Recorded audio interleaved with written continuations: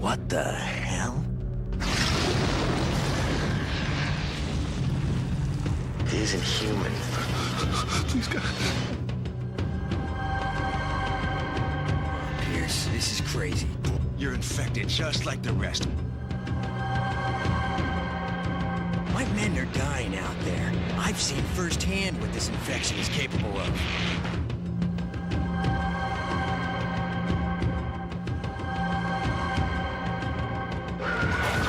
This new game drops players in a dark, seemingly deserted Antarctic base. But it's more than just a game. It brings the battle for survival to a whole new level of terror. The game picks up where John Carpenter's 1982 film left off. The only rules that we were really asked to adhere to were to make the game feel the same as the film did. We got ambushed by these things. I don't know where they came from, man. Everybody lost it. Keep the paranoia amongst the guys in the bases, obviously make the thing scary. Players take the role of Captain Blake, a daring, unstoppable soldier. Don't put this mission in jeopardy. I understand, Colonel, but I don't have much choice. But Blake is under the command of an officer infected by the alien life form known as the Thing. Players navigate through 10 levels of increasingly brutal battles for survival. And surviving the Thing requires a player to use equal parts leadership, Put your weapon down. firepower, and psychology. I need your help. You've got to get me in the comm room now. Yes, sir. Follow me, Captain. Beyond cutting-edge animation, detailed set design, and cinematic camera moves lies a whole new element of gaming excitement. I ain't going nowhere with all those things out there. You kill them, and I'll help get us out of here. Identify yourself. An incredibly unique feature of this game is the element of trust and fear. Players need to keep Blake in control of his men. When you start off, you don't know. You don't know which one's been infected, which ones are going to burst out. You'll be sent into various locations, all of them very scary, that contain scary monsters. You will have a number of what we call NPCs, which are non-player characters, that will effectively run with you in these scenarios.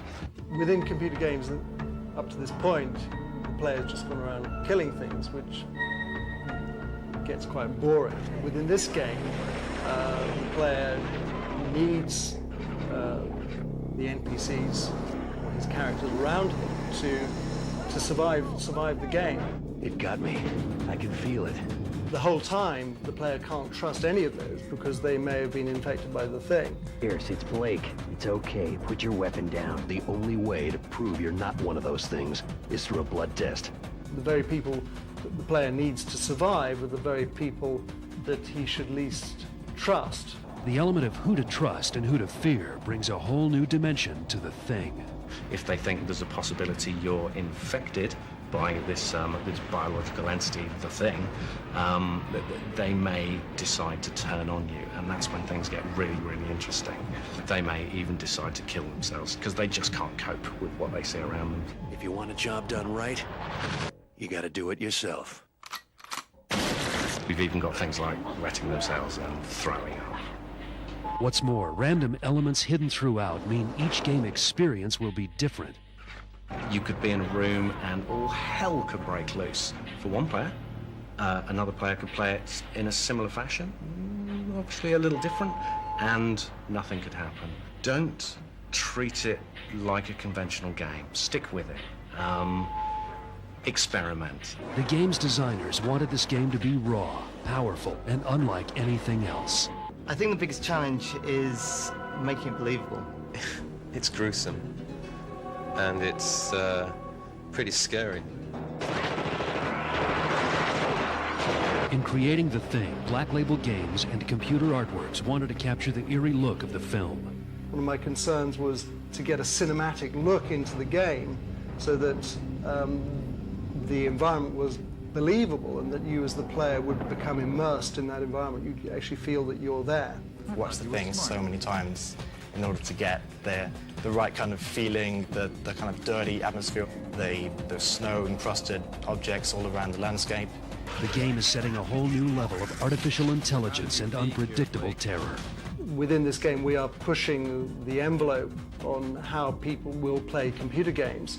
And in particular, introducing moral judgments within computer games. It's quite complex decisions that the player will have to make. I think the biggest challenge was living up to the film, really. I mean, it was a fantastic film, and 20 years on, it still holds the test of time. You're out of your league here, Blake. The paranoia between the different guys in the bases, and of course the horror of the thing itself. We're looking for something that's quite disturbing and real. Often in alien games, you don't get that. There aren't games out there that are like the thing.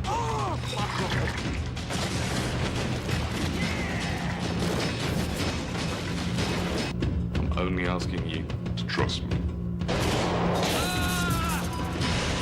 Trust, fear, infection. Thing, and it's coming to you in 2002.